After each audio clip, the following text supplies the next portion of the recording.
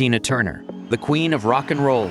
With over 200 million records sold and 220 concerts, Tina Turner had 11 top 10 singles in Belgium and left an indelible mark on the music world. She won 8 Grammy Awards, was inducted into the Rock and Roll Hall of Fame in 1991, and holds stars on the Hollywood Walk of Fame. Her 1988 Break Every Rule tour even set a world record with 184,000 spectators at Rio de Janeiro's Maracanã. Rolling Stone magazine ranked her 17th among the 100 greatest singers of all time and 63rd among the 100 greatest artists of all time. The Queen of Rock, revered worldwide, inspired millions with her life, voice, dance, and unforgettable music. She remains one of the most influential artists of all time, having even inspired contemporary artists such as Beyoncé, who paid tribute to her at the Kennedy Center ceremony in 2005, or their incredible performance of Proud Mary at the 2008 Grammy Awards, which remains one of the most iconic American ceremony performances of all time.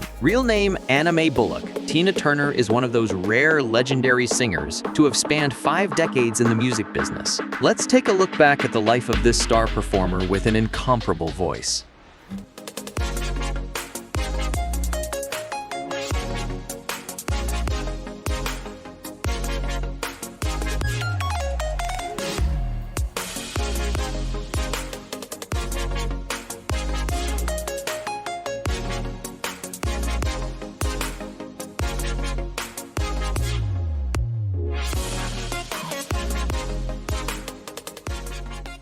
Born on November 26, 1939 in Nutbush, Tennessee, USA, she came from a modest background. She discovered singing in the choir of Nutbush's Spring Hill Baptist Church alongside her grandmother and sister. She already had the makings of a rock star with her body language and voice. As a teenager, Tina Turner and her sister finally reunited with their mother in St. Louis, Missouri in the mid-50s. It was there and then that she met rock and roll musician Ike Turner and his band Kings of Rhythm. She became an intermittent backup singer at the age of 18 and followed a destiny that seemed to be all mapped out for her. During this period, Ike taught her the finer points of vocal control and performance. In 1960, she took advantage of the singer's absence to record Fool in Love, taking her place and recording the song with Ike. It was a huge hit in the R&B charts. Ike then decided to change Anna's first name to Tina, in reference to his idol Sheena, Queen of the Jungle. From then on, she became Tina. Shortly afterwards, in 1962, she married Ike Turner, and they formed a memorable duet, the Ike and Tina Turner Revue, which spawned a succession of hits. River deep, mountain high, come together. I want to take you higher. Unfortunately, nothing beautiful ever lasts. Behind the duo's success, Tina was going through a very violent marriage with Ike. We remember her describing him as abominable. She was forced to stay with him for work and was tortured every time she said no to him. He justified his violence by the fear of losing her. It was so traumatic for her that from the date of their separation to Ike's death, Tina never spoke to him again. In her book, I, Tina, she tells us that she had sensed this misery just after recording Fool in Love. She had, however, expressed a desire not to continue the relationship, and he responded by hitting her over the head with a wooden shoe stretcher. This incident instilled fear in her. Their relationship continued until she attempted suicide in 1968 by overdosing on Valium. She states in her book that Ike's abuse and promiscuity had driven her to a sense of despair. The relationship is described as a reflection of the unhappiest years of her life. On July 1st, 1976, things came to a head when the couple got into an argument at the Dallas Statler Hilton. Ike had beaten her all the way from the airport to the hotel. She recounts that the left side of her face was swollen like a monster. And for her, it was too much for the woman who carried the duo with her voice and energy. After Ike went to bed, Tina snatched her freedom in the middle of the night in the white Jaguar Sammy Davis Jr. had given her as a thank you gift.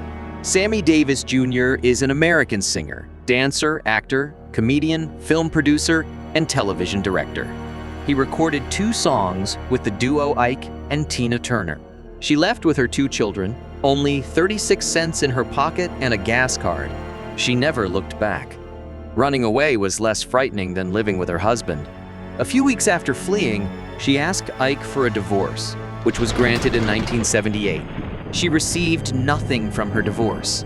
No money, no house. She keeps just her name. Tina Turner then really goes solo, abandoning somewhat R&B for a more rock sound. But debts accumulated due to a hasty departure during a tour with Ike forced her to work and sing in clubs and hotel rooms. It was a humiliating experience, but one that helped shape rightly, so her reputation as a persevering, independent, and courageous woman. In 1984, we witnessed the greatest comeback in history. Aged 45, the singer released Private Dancer, an album with resounding success, which many would describe as the greatest comeback in the history of music, thanks to now timeless titles. In 1986, with her career back to the top, she met Erwin Bach, a music producer she fell in love with and with whom she married in 2013 after living 27 years of love. Nothing stops him. New success with the following albums: Break Every Rule and Foreign Affair. Her performance as a single artist is recorded in the Guinness Book of Records when she performed in front of almost 185,000 people in a stadium in Rio de Janeiro, Brazil, in 1988. Since her great comeback, Tina has been working in film and concert until 2009, when she decided to retire after a 50-year career. She was in the headlines again in 2013 when she decided to renounce her American citizenship, as she no longer had any ties with her country of origin after moving to Switzerland. That same year, 3 weeks after her wedding to Erwin Bach, she suffered a stroke, losing her ability to walk for a time. After several months of rehabilitation, she was able to walk normally again. After that, one misfortune followed another. It seems that Switzerland is not smiling on her. In 2016, she was diagnosed with intestinal cancer and underwent a kidney transplant. 2 years later, in 2018, the misfortunes continue. Her eldest son, Craig Raymond, is found dead of suicide with a gun at the age of 59. 4 years later, in 2022, her youngest son, Ronnie, who had married singer Affida Turner in 2007, died of colon cancer. After all these misfortunes, on May 24, 2023, Tina Turner passed away at the age of 83. Despite her health problems, she remained an iconic figure in the music industry, and her legacy lives on through her timeless music and her influence on many artists. Her death shocked the world, and tributes ranged from the biggest names such as Oprah and Maria Carey to the presidents of the Republic. The Obama couple paid tribute to the Queen of Rock and Roll on their Instagram. When she died, the rocker left behind a legendary work of art, as well as a wealth in excess of $250 million. Author of 4 autobiographical books, Tina was keen to share her adventures with all generations through her book, I, Tina. It details her life story from her childhood in Nutbush, Tennessee, to her first rise to fame in St. Louis under blues musician Ike Turner, which later became an abusive marriage, leading to her resurgence in the 1980s. The book became a worldwide bestseller on its release and led to the 1993 film adaptation What's Love Got to Do With It, starring Angela Bassett as Turner. In 2021, 2 years before her death, she wrote Happiness Becomes You, My Spiritual Path. In this book, she reveals her secret to finding happiness and love through an incredible and inspiring life. In 1973, Tina had a life-changing encounter with Buddhism. Thanks to the practice of meditation and mantras that have taken her around the world, she finds the mental strength to overcome all obstacles and realize her dreams. Drawing on the lessons of an experience that took her from a difficult marriage to the world's biggest stages, Tina reveals the principles of Nichiren Buddhism that enabled her to transcend despair and take the path to serenity. Blending never-before published personal anecdotes with tried and tested meditation techniques, this tale of wisdom and hope is an authentic hymn to life. You're probably wondering what makes Tina the queen of rock and roll?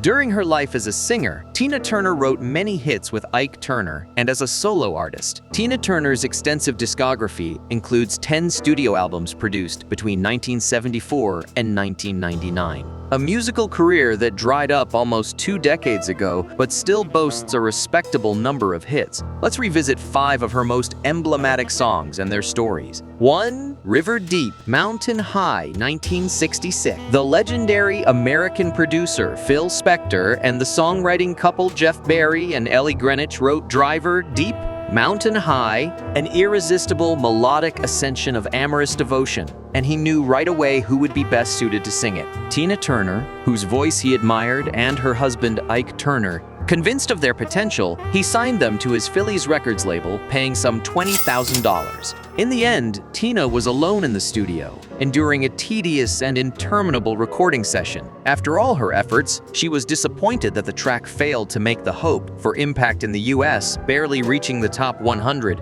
enraging Phil Spector, who withdrew from the music industry for 2 years. River Deep, Mountain High would find its letters of nobility much later, reaching number 33 on Rolling Stone magazine's list of the 500 greatest songs of all time in 2004, 38 years after its release. 2. Proud Mary, 1971. This is a cover by the American blues rock band Creedence Clearwater Revival, who first released the hit Proud Mary in 1969. The song tells the story of a gentleman who decides to leave the city and all its hustle and bustle to live a simpler existence on a steamboat. John Fogerty, co-founder of the band, wrote it 2 days after being discharged from the army. The song was a big hit 2 years later, when Ike and Tina Turner made it their own. They modified it, giving it a funk rock feel and gospel influences. This earned them the Grammy Award for Best R&B Vocal Performance by a group in 1972. While Creedence Clearwater Revival collapsed a few years later, Proud Mary remained a classic of the popular repertoire and a Tina Turner staple that she continued to perform live. 3. What's Love Got to Do With It, 1984. Probably Tina Turner's ultimate hit, and yet it could have passed her by. Composers Terry Britten and Graham Lyle, who wrote the song, first proposed it to British singer Cliff Richard, who turned it down. Then to R&B singer Phyllis Hyman, and even to Donna Summer, who is said to have kept it under wraps for several years without ever recording it. In the end, it was Tina Turner who took hold of What's Love Got to Do With It, a concentrate of finely chiseled pop that she used as the single from her 5th album, Private Dancer, in 1984. It's neither rock and roll nor R&B. It's a bit of both, she says. The contrast between the softness of the synths and the power of Tina Turner's voice, which infuses the heart-rending lyrics with a very personal sorrow. Her infernal divorce from her ex-husband Ike is explosive. The only #1 single of her career, it sold 2 million copies. While many considered Tina Turner's golden period at 45 to be largely over, Private Dancer, buoyed by this hit, will go down as one of the most memorable comebacks in history. 4. We Don't Need Another Hero, 1985. It's easy to forget, but Tina Turner is an action movie heroine. In 1985, she co-starred with Mel Gibson in Mad Max. Beyond Thunderdome, the 3rd installment of this American-Australian franchise featuring a lawless dystopian desert world. At a time when she was finally freeing herself professionally from her ex-husband's thumb, Tina Turner was rubbing shoulders with the cameras. After a few music videos, she played a role written for her in Mad Max. Anti-Entity, a powerful, ruthless gang leader with a very 80s look. At the same time as the film was released, We Don't Need Another Hero, a ballad inspired by the film's themes, humanity trying to rebuild itself in a desolate world, infused with guitar riffs, a saxophone solo, and even a children's choir. References to the army of young people who, in the film, will help Max overthrow Entity. Above all, it's the chorus, both epic and cheesy, carried along by its performers' dramatic flights of fancy, that will be remembered far more than the bad movie it accompanied, enough to solidify Tina Turner's comeback. 5. The Best, 1989. You're simply the best. Few can say they've never shouted this refrain on a sticky dance floor or at karaoke. But did you know that it was Bonnie Tyler who signed it first? In 1988, when the British singer released The Best, it was a disaster. A year later, Tina Turner took it up on her 7th album, Foreign Affair, after asking its author, American musician Holly Knight, for a few changes, including the addition of a bridge, which she felt was missing, and a change of key. Tina Turner also invited saxophonist Edgar Winter, who had previously worked with Ringo Starr, to add his own touch. A wise idea. The song became an international hit. There were many other elements involved. The production, the musicians, and, of course, Tina herself, says Holly Knight. Surely the simplicity. Others would say the minimalism of her lyrics, too. You're simply the best, better than all the rest, better than anyone I've ever met. Easy to repeat ad infinitum. A perfect recipe for the anthem of numerous commercials, the Skeist's Creek series, and, more improbably, the Australian National Rugby League. No hard feelings for Bonnie Tyler, who said of the best, "Tina Turner did it a lot better than me." She was a prodigy in the music industry. Tina Turner is known for not only advocating for women in the music industry, but also for women who have been battered. She was the first woman to speak publicly about domestic violence. Previously, domestic violence was equated with poor women. When Tina Turner talked about what happened to her, it highlighted the fact that domestic violence was everywhere. Women were not believed when they spoke. So when Tina Turner, a well-known and respected singer, testified, it gave other women the courage to do so.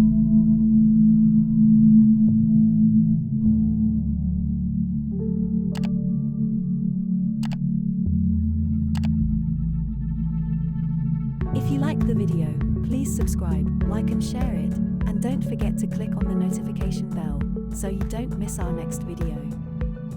See you soon on Misfortune Media, information at the heart of the world.